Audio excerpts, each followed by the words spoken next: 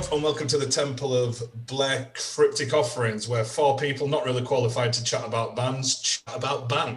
So we've got myself, Dave, there's my good friend Jim, and we have Johnny and Justin from Uber Rock. So lads, how are we doing? Yeah, cool. Pretty good. Living the dream at the moment. Living the dream, cool. So we won't bullshit anymore because the decision has to be made now.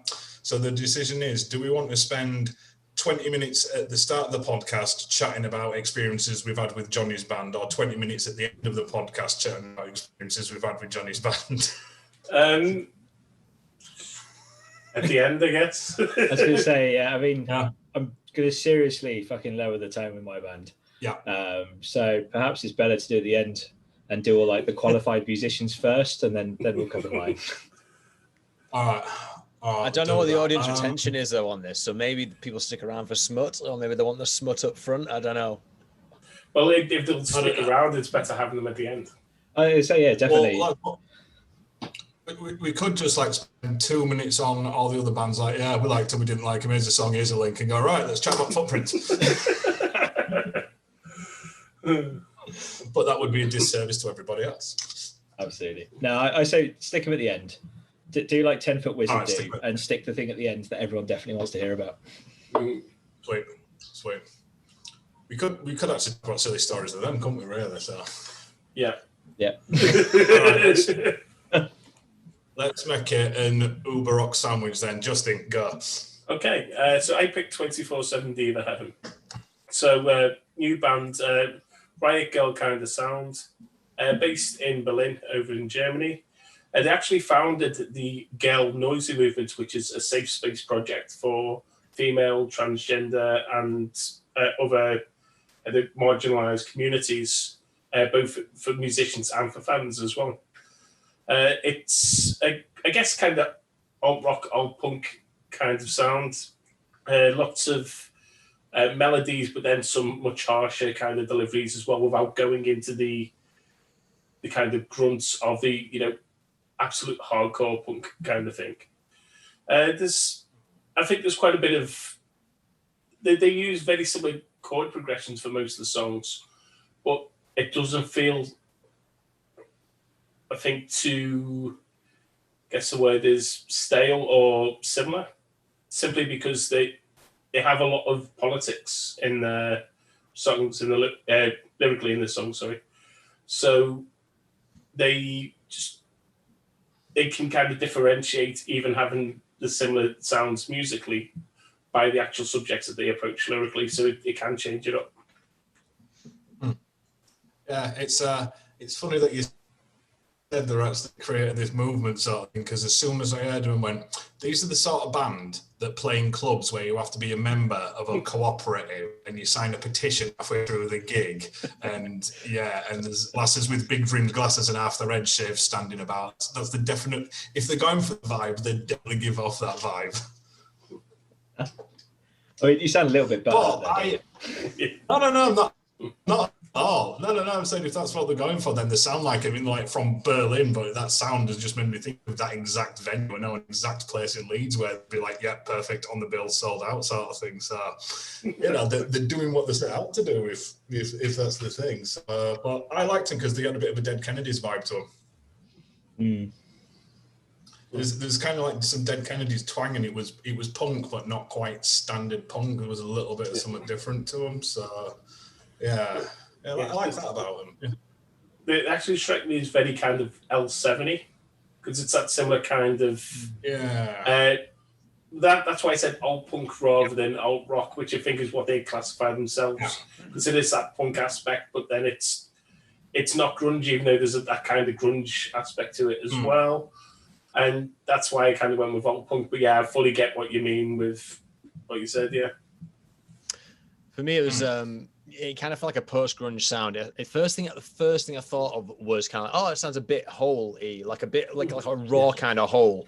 And then it sort of departs that and becomes a little bit more 21st century accessible. I wrote it down. It sounds a bit like it wouldn't have been out of place on the Scott Pilgrim soundtrack. Like a slowed down Scott Pilgrim soundtrack, if you really want to put a thing to it. But it sounds very Los Angeles, modern day Los Angeles. And the thing that's driving that is I used to listen to a lot of Circle Jerk LA podcasts like fucking Nerdist, Doug Benson, Jonah Ray and all that stuff. And all of those podcasts, if there's anything musically sort of like, if there's a theme tune about them, if there's a theme tune in the podcast, or if there's a music podcast, it's that kind of sound that would prevail. It's music for very cool and attractive people until you're in it for about 10 minutes and you realize, oh no, there's actually some bigger sexy hooks here which aren't necessarily found in that sort of weird LA circle jerk I was on about before. It's like because sometimes when I'm wandering around that aesthetic, it's like, all right, this is the music for cool and attractive people. This is the soundtrack to this indie film because they couldn't afford the license to anything worthwhile. And then I got to a bit which sounded like fucking Sabotage. What was it? Head On Collision. There's a bit that sounded like Sabotage. It was just relenting in this open string riff, and it was like really cool. Point being, it transcends that world, and then you realize it's not from LA, they're from Berlin, and then it all stacks up. Don't like that, Dave. So, Jim, have we discovered Transcendent Punk? Is that what we're saying? Yeah, nothing more transcendent than Bowling for Soup. Yeah, Bowling for Soup. Yeah, man, definitely. John, I'd say I quite like these odds. I sort of like was taken right back to the 90s. It was very much that like sort of 90s. Yeah, there's a bit of grunge in there. Like there's the odd riff that sort of crops up that sounds like it could have been like a sort of B-side Nirvana riff. There's certainly a bit up there. Quite a lot of like, I think the first band that really sprung to mind was the AAS, which is a band that I don't think I've really thought about for about fucking 10, 15 years. So they might not even sound like them anymore. I can't actually remember what they sounded like, but that was definitely what I was getting. Yeah. It's went quite electronic later on with like Heads Will Roll and stuff like that. But I guess you're meaning the kind of Gold Lion Maps kind of era? Yeah. Okay. Yeah, that's definitely what I was getting. The bands they kind of most reminded me of were Le Tigre, the early kind of Riot Girl bands, which is why I kind of mentioned that quite early on as well. Because you had, Bikini Kill and obviously Le Tigre had the same vocalists. It was that whole kind of... in a weird way, kind of similar to Spice Girls with the whole kind of girl power thing, but taking it into a much more punk, alt rock orientated aspect. Kind of like a sloppy Runaways in a way as well, aren't they? Yeah, it like a more kind of punk version of them. Yeah, that'll be pretty good to know. Sloppy Runaways. Yeah, because they got that so specific. They got that jangly guitar sound. Yeah. And it's a bunch of lasses doing their sort of like last thing, isn't it? So it's the Sloppy Runaways, I'm saying that in a good way because I like the Runaways.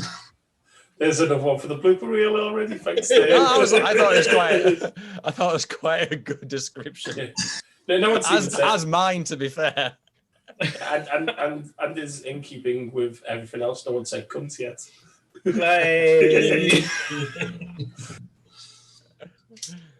Cool. Right. I think we've bugging balls on that one. So, Jim, let's go to your band, which we can't possibly dig any holes with. Indian Nightmare are a band who I don't know anything about them other than I knew I could be friends with them. They're formed by 5 members from Indonesia, Italy, Turkey, Mexico. They're also based in Berlin, active since 2014, signed to High Roller Records, and it's just basically Venom. It just sounds like it, even in the mix, in the delivery, it just sounds like fun Venom. Does that make sense? Yeah. You frowned a bit there, Justin. I kind of had a slightly different take than that.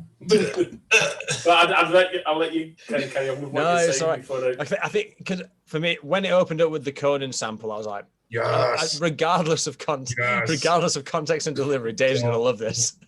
When I listened to that one, I went, I'm even more sold. Yeah, when it kicks into 5 Meat Steel, it's just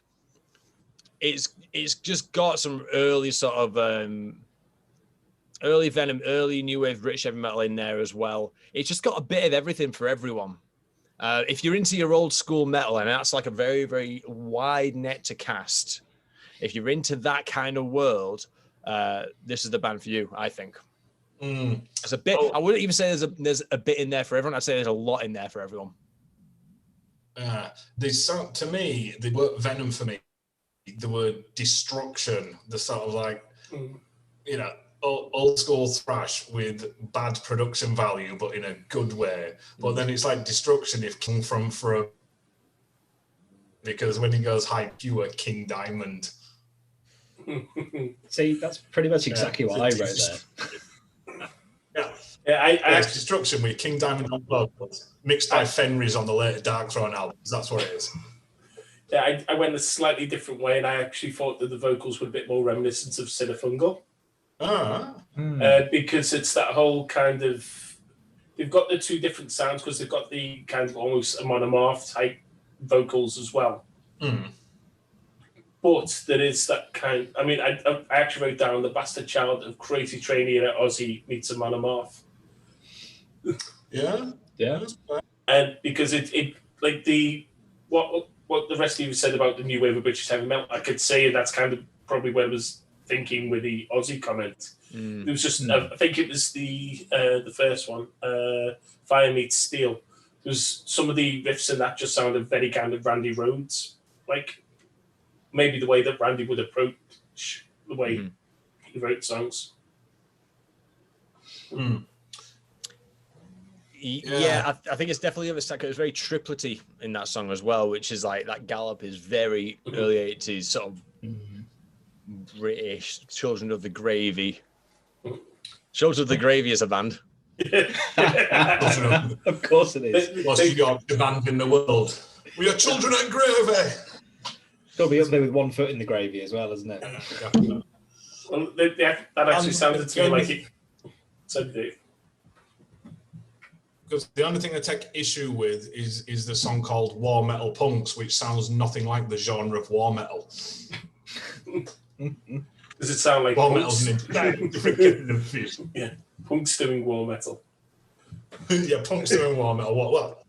Well, I like it, but you know, I've got to have one little nitpick with every band that I like, haven't I? Because it's what we're here for, isn't it? We just here to nitpick and whinge about music. It's fun. It's one of those bands that just seem really set up. Do you know what I mean? Like they just seem like, all right, we're going to do this thing and we're going to roll with it for 5 or 6 years. And if you look at the difference between the two releases, there's trajectory in the same direction they started in, if you know what I mean. And I like that consistency. Yeah. I like the consistency. I like this. It's kind of silly, and I like the artwork because the artwork, it all speaks that same kind of. It says metal punk steel.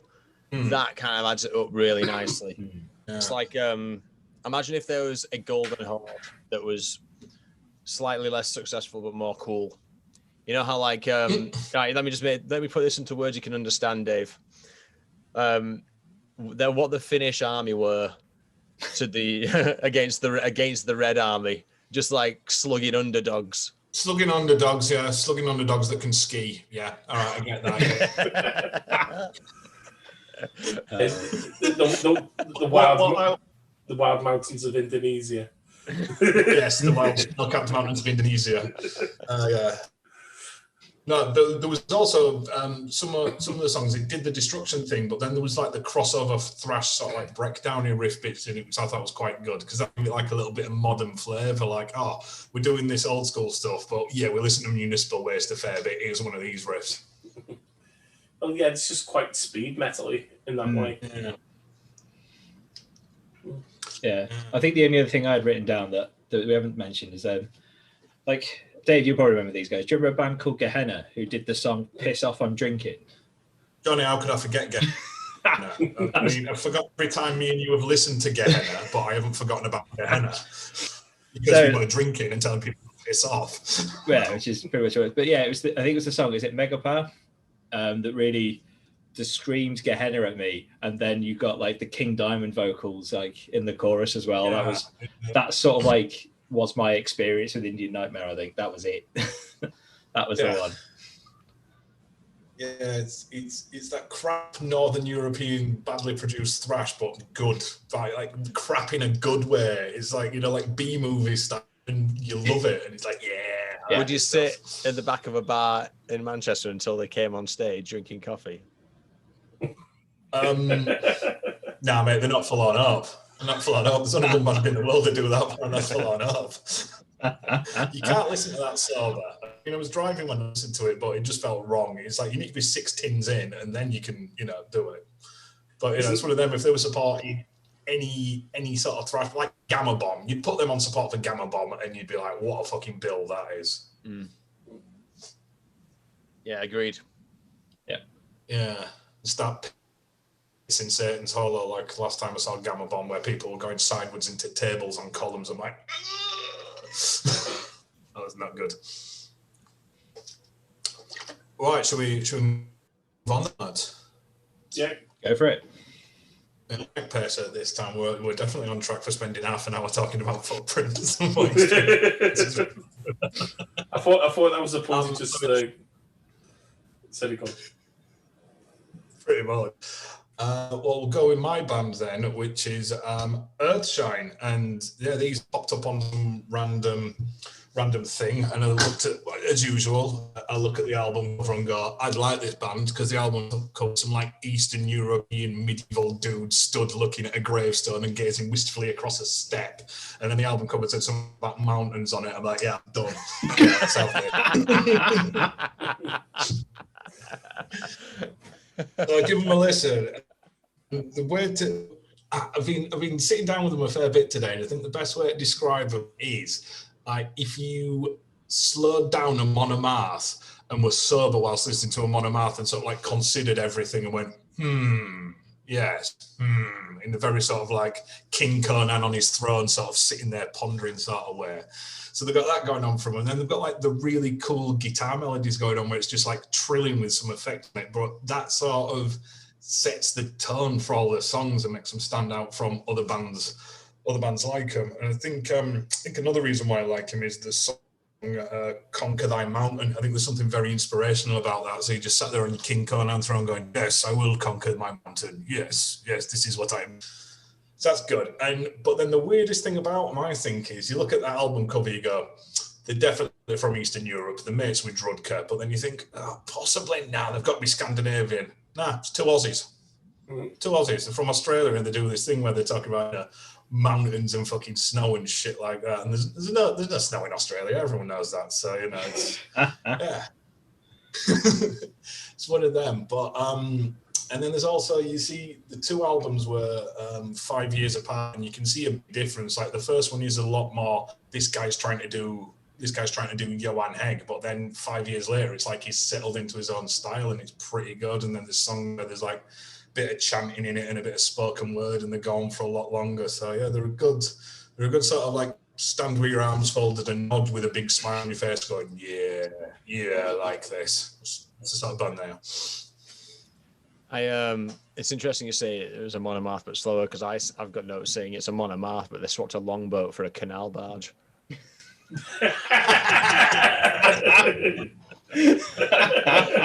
Yeah.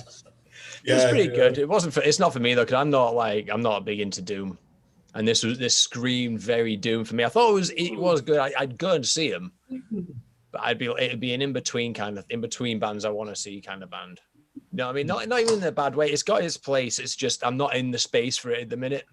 But it sounded good for what it was, because it's got like some sort of black bits to it, except it certainly doesn't come through in the production because it sounds good. Yeah. I thought it's all you, man. Okay. I thought it was closer to post-black metal, to be honest. There was definitely Doom aspects to it. But I thought because of the way that some of the guitar bits were approached, it was closer to the post-black metal stuff. Yeah, there's a black metal influence to it, but you wouldn't, on the first listen, I thought it was, but then listening to it again, it's not, but it's there hanging around in the background, but they're not trying to be black metal, but there is that vibe to it. Well, that's why I said post-black metal. Yeah. there's that bit of difference to the post-black stuff compared to the actual black metal. When you're depressed, but you don't mean to be. Something like that, yeah. When it's a chemical imbalance rather than something's fucked up. Yeah, and there's also I looked through the lyrics, and I would say there's probably some Tolkien influence on the lyrics as well. Mm-hmm. Yeah, which kind of surprised me. They've got mountains in there. Yeah, no one else sings about mountains. No one else sings about mountains at all. No, it's Tolkien. So unless they're on pills. Question is, are the mountains made out of concrete though? This is what I've got to figure out. That is true. In all honesty, probably not, Dave. The gravestone might be though. I'll have to look closely at the album cover and see if the gravestone is indeed made out of concrete or not. Oh dear. I quite like this one. So I looked into them a little bit, and the little piece on Bandcamp said, they're two guys that set out to create sad and heavy music, which is pretty much exactly what they've done.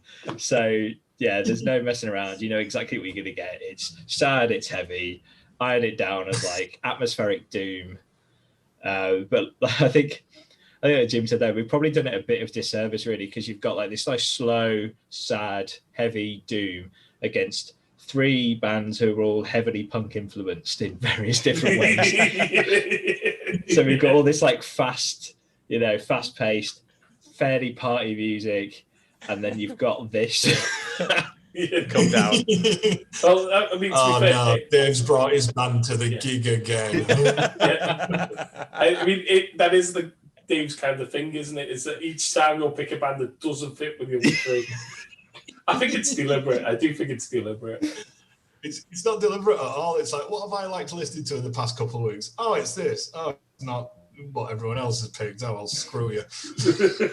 It's great because the way this like playlist is going to go, you're going to have like fast and heavy, so fast and punky, fast and heavy, this, and then we're going to go back to like fast and like party. The rest of the bands, like, you listen to the rest of the bands when you're like, right, I'm going to have a really productive day, I'm going to start vacuum cleaning, blah, blah, blah, blah. And then you hit these guys and you just have a full pack of digestives.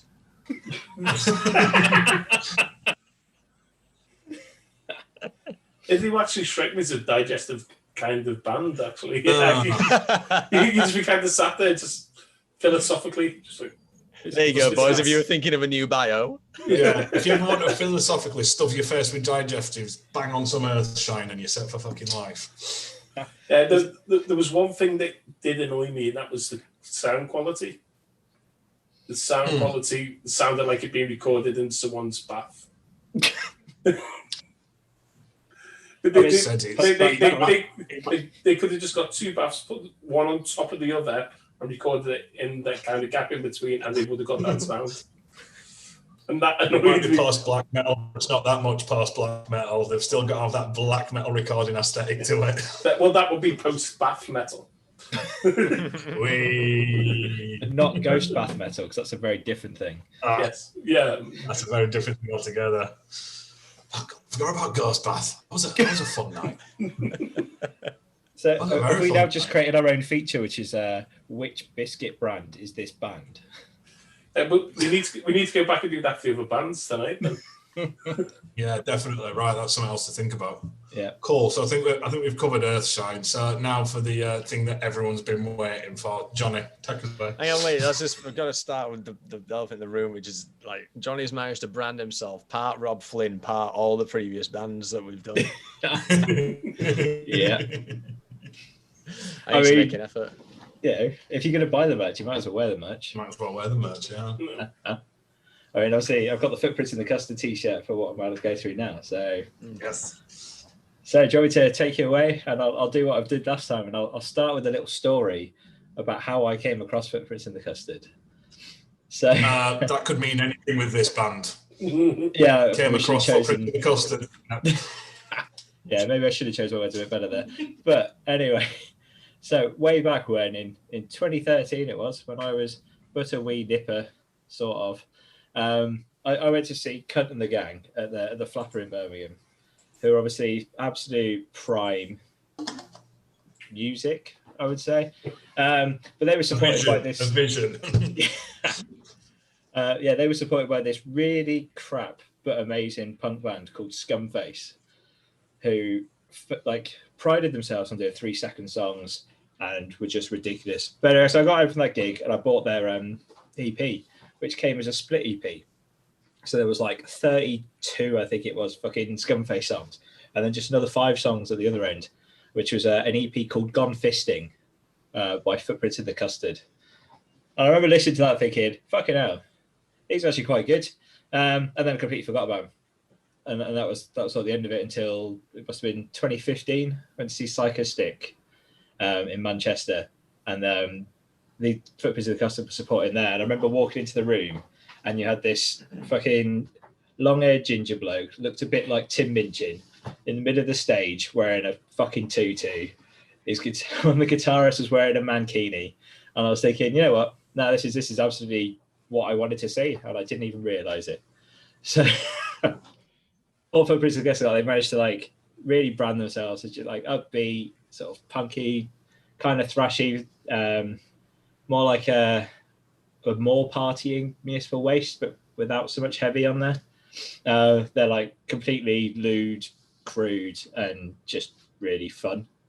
Like the first track I've got on the list is a track called Party Metal, which pretty much sums up the entire attitude of the band. Like, you know, just even off stage, you know, we bumped into them probably far more times than they wanted to see us, to be honest.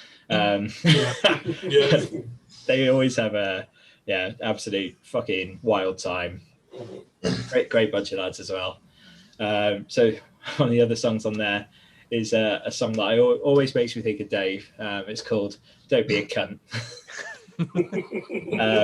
which is great because I'm going to really test Jim's censoring skills now, because I'm going to read out the warning that they put at the start of their video for "Don't Be a Cunt," which says, "Warning, this video features real-life cunts who have many years' experience just being generally cuntish. They've pulled their collective wisdom together to help the filmmakers send this important message to the public in the hope of stopping further cunts from being cunts.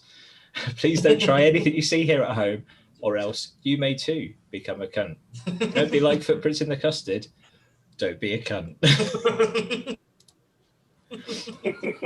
So it's got a pretty obvious message, that song. I probably don't need to dwell on that one anymore. And mostly because Jim will just get fed up of having to censor me all the time. No, I'm going to protect the artistic integrity of the band and leave this one uncensored. Whoa. Whoa. So this could be the last episode of Cryptic offerings you get. Yeah, could be. Let's make it good. If Zainalo has anything to say about it. If we have any listeners, then yes, this probably will be. Yes. I've got the feedback that we got on our last post. Actually, I might read that out at the end, because that was quite a good one. Okay, Footprints of the Custard. I would describe them as Andrew WK doing death metal. Yep. I think that kind of nails down exactly what they are pretty well. Yeah. Like Johnny, I know the band well. I know 2 of the band members really well. I've been drinking with the rest of them more times than I could probably remember. They definitely live as they kind of play. They also have a computer game they're working on that I know about, which is basically the game is going to be based around the music of the band, but the aim is to go around as an RPG game to collect all the STDs. So hang on. So does that mean you get to play Merlin when he gets transported forward in time to fight Hitler? No, like in the song Merlin in Berlin? That's entirely different. Oh. That's the sequel, isn't it? I think that's the second one. Yeah. No, it's based. Get some cash and can have some graphics. Yeah, it's semi-based on the mascot of the band, who I also know in person, and his antics in some places, I believe. Yeah, I mean, you picked one of the songs, "Don't Be a Cunt," which is one of the ones I think is their best. The other one you didn't pick, which was "If You Go Down to the Woods Today," which it was the first when I first saw them live, and I didn't realize that I knew a couple of band members at that point. I think it was supporting Evil Scarecrow in 2015 in Satan Solo in Manchester, which is where the bassist, who's also drummed for them and done something else in the band as well, is the assistant manager. The drummer used to work on the bar there. Yeah. So yeah, with the bassist has actually patched my head in when I split my head open on my birthday, going head first into a metal bowl. So yeah,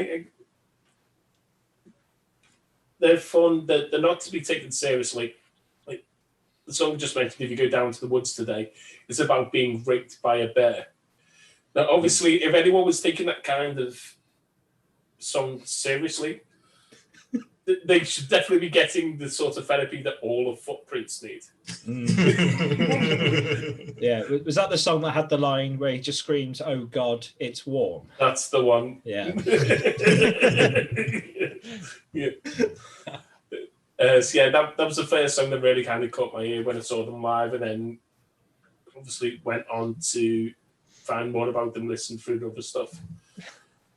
Yeah, I'd say it's definitely worth kind of picking up on and having a listen to. Didn't they?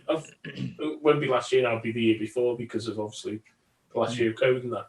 I think they won the best up and coming band at the HRH Awards. Okay. There's a possibility. They definitely won an up and coming award with them. I just can't remember the exact phrasing of the award because I was sat on the table next to them and ended up drinking till 4 or 5 in the morning in their caravan afterwards. Is that around the same time they got pulled in to play HRH Vikings at the last minute because someone dropped out? Same year. Well, that's what I like about because they're all Manchester based, aren't they? Yeah, ish, yeah. They're all Manchester-ish, yeah. So see that it's Manchester. It's got good road links and stuff. Everyone knows them because how are you going to miss, a ginger lad in tutu and another 2 lads in fucking mankini singing about, Willie, singing about willies and going woo woo wee wee and people actually liking them. But it's just cool how promoters can just ring them up like, Footprints, what are you doing today? I don't know, having a wank and a bacon butter. Fancy playing a festival today? Yeah, go on then. Why not? Jump in the van and they do it. But then when they played that gig, I watched it and it's like. They were prepared for it because they're just there to have a laugh, and that comes out. Obviously, it comes out in the music, but the stage show to call it's just hilarious. Like doing a cover of "It's Raining Men" with Russ prancing through the crowd. The pit of humping, encourage everyone to hump a stranger rather than bash into them. So it's that, and then probably other things that I've largely forgotten because once again there are bands that you have to enjoy a beer to. As Johnny did one day when at 11 in the morning. Oh no, Dave, we have to be counted for Footprints. You can't enjoy them. So but was like, Johnny, we're about getting home. The next day he goes, it's all right, Dave. I'll do sensible drinking. Yeah, I was so sensible that day. I thought, you know what, I can neck half a bottle of spirits. And I'll do it at 11 in the morning, and then I'll be nicely buzzed for the Footprints of the Custard gig, and I could sober up throughout the day. And what I actually ended up with was about midnight, 1 in the morning. There's a video of me staggering out the toilet, screaming sensible in people's faces. So, it worked. I had a good time with Footprints of the Custard, though. Yeah. I have no connection with this band, no stories. Now, Wow. You've said everything that you need to say. I think, did we see him at Bloodstock, Dave? I remember they were announced for it. No. And you were like, no, Jim, they spotted Anokar. They spotted Anokar one time we went to see him. That's it. Yes. I have seen him. I clearly didn't remember that. You had Russell Sputo up close to you because it was at that tiny venue in Leeds with about 12 people. Lurking tights and tutu action, so yeah. I was going through some personal trauma that day, so no wonder if I can suppress that memory. Sorry, go on. Did they get fully naked that night? Because they often do. I can't remember. There was a ball bag because there was too much ballsiness going on to remember if I saw balls or not. So yeah, because I know Carl. The fact that Tenacious D had in the early 2000s of being sort of like, oh, fucking hell, it's a raunchy band, but with 2 overweight men in it. It has that kind of same effect in the modern era. But also in the same way as the execution and delivery is really fucking top dollar. what probably would skirt us all by in this conversation is the artwork is proper professional and kicks ass. It's really fucking good. It's like really engaging, just a few colors, but it's just a giant dick.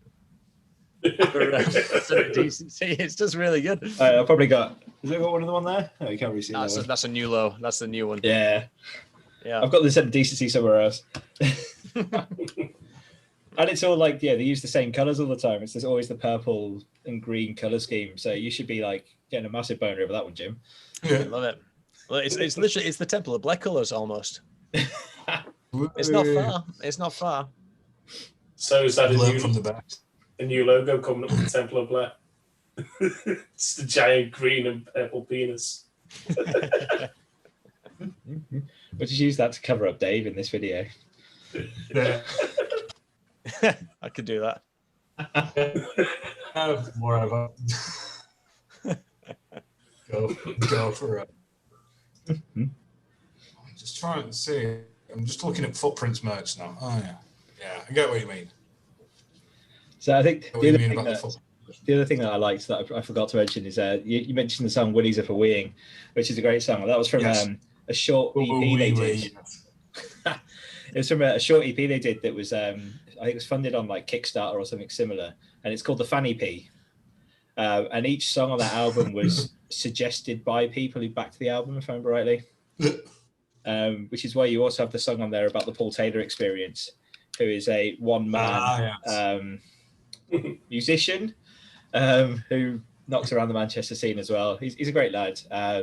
Can do more things with a kazoo than you really want to know about. Yeah. But yeah, no, I thought it was a really good concept. You know, getting like your fans. It was almost like fucking Jim will paint it the album. You know, just getting people to just suggest random shit and then writing a whole song about it. One of the just to go on the merch. Paul Taylor's cover of Manowar's Battle Hymn is something incredible. Battle Hymn on a slide whistle from Poundland was immense.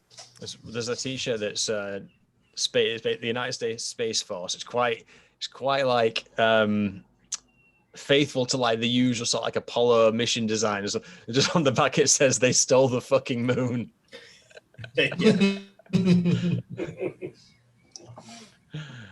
Very enjoyable. And yes, Footprints are very enjoyable. Yeah, and Russ, the singer, has a slightly more serious project as well called Frozen in Shadows, who have now been announced to play Bloodstock this year, assuming Bloodstock goes ahead. So if you want some slightly more serious melodic death, there you go. Jim, the other time we met Footprints was when we were having that St. Paddy's night out, and we went in that first pub, and I went, "Oh look, it's Russ from Footprints in the Custard," and went up to him and went, "Russ, what are you doing here?" Yeah. Well, it turns out to go, "Russ, what are you doing here?" He just looks me up and down and goes, "Wanking, what are you doing here?" I actually remember that a bit clearer. That was a great night. He had another band. He was serious. I could tell stories about that night, which I'm not going to tell here.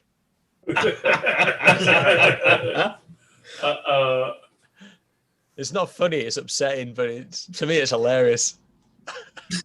Oh no. Oh dear me. I think we've covered Footprints in the Custard quite well. We've covered Footprints in the Custard. So Johnny, before we go, you wanted to share some feedback.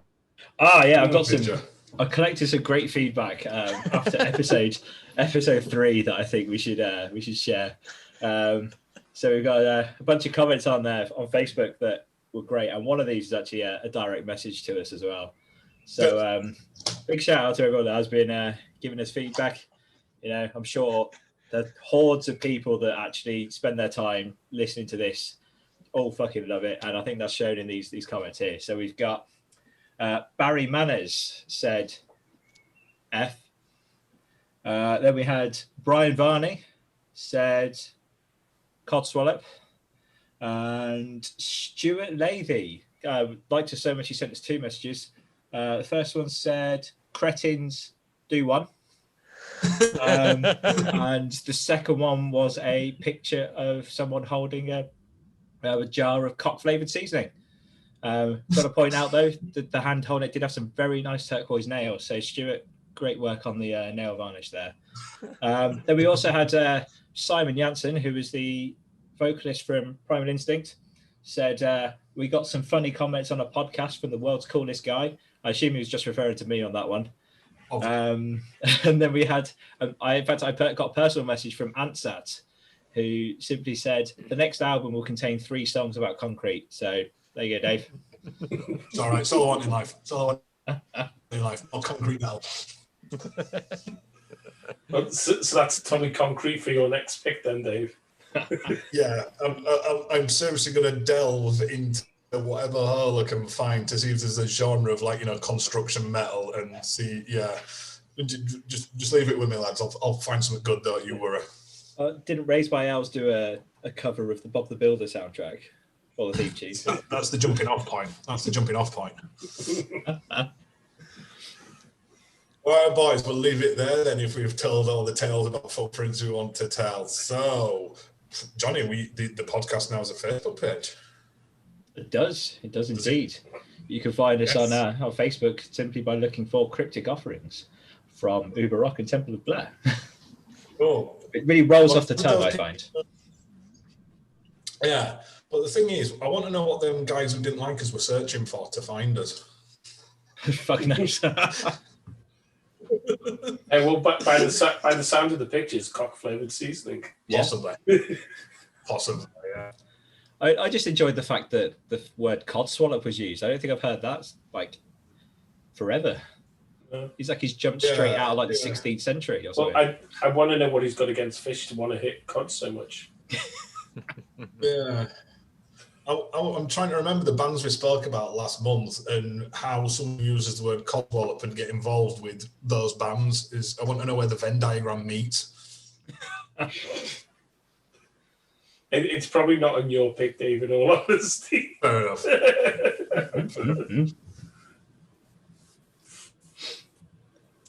Cool. Also wants to say stuff about social medias. So Temple of Bleh. Temple of Bleh. Yeah, just Google it. Justin, yours is far more professional, so you can finish this one off. Okay. The Facebook is at Uber Rock. I have, in terms of Twitter, I think it's basically the website address www.uberrock.co.uk. I think. I'm trying to remember now. I don't usually have to use the social media too much for this site, so I just like the posts. So the Instagram as well is Uber Rock Kicks Ass. Yeah, and that's.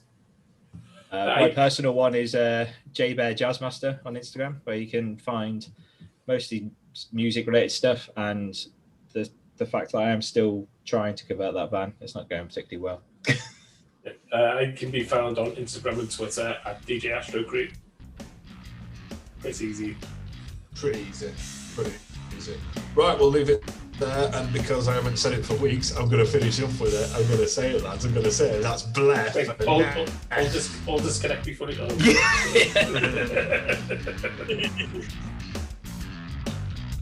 No, I've got to jet off anyway. I've got to make some